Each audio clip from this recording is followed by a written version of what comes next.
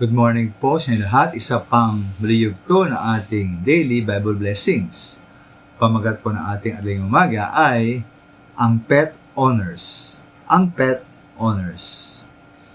Tila po nahihilig ang mga Pilipino ngayon sa mga pets o alagang mga hayop. Ang malimit po ay aso o pusa. Sa mga malls, shopping malls, may pong kasama ang mga pets na namamasyal. Nakabihis pa nga naka-grooming at kasama pang kumain ng mga may-ari. Kasi nga pinapasyal pa po ang pets nila sa kayang bisikleta o stroller na parang baby.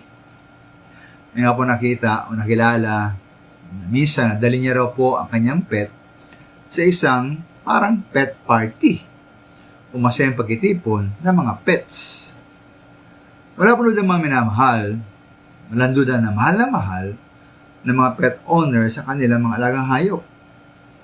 Ngayon po nga natin itanong, ba't kaya sila may alagang pets? O bakit kaya nila alagang-alaga ang kanilang mga pets?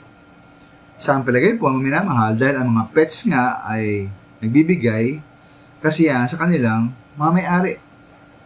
Pero ano ba ang mga minamahal? Halimbawa, kung tutukan kaya ng baril ang isang may-ari ng pet at papiliin siya kung sino ang mabubuhay, siya o kanyang pet, meron kaya pong pet owner na handang mamatay para sa kanyang pet?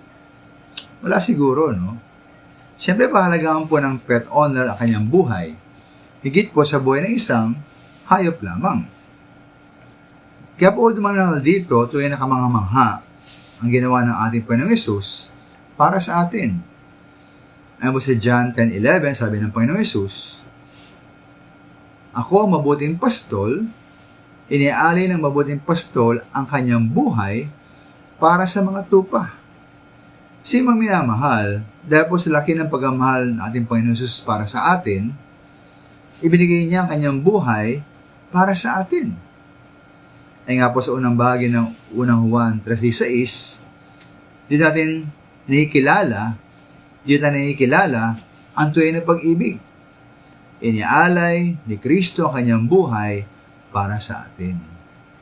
Ginawa niya ito, alay po yung kanyang buhay para sa atin, kung tayo mapatawad at maligtas. Kaya pag namamangha po kayo sa pagmahal ng mga pet owners, pagmamahal ng mga pet owners sa kanilang mga pets, di ba dahil mga minamahal? Higit-higit ang pagmamahal ng ating Panginoong Yesus para sa atin. Siya po mabuting pastol para sa ating kanyang mga tupa. Maraming salamat po.